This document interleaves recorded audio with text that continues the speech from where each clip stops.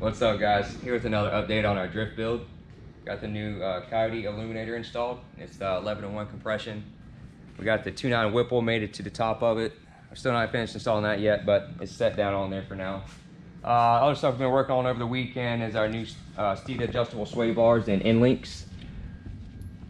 We also put the matching sway bar on the back as well. It's a fully adjustable end links and different settings on your bar as well. Also, we dropped our rear subframe.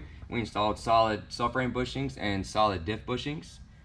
Buttoning up the rear end from the weekend, we just got our axles back from the drive shaft shop. They freshened them up for the season, and those are mated to their IRS 9-inch that they make as well.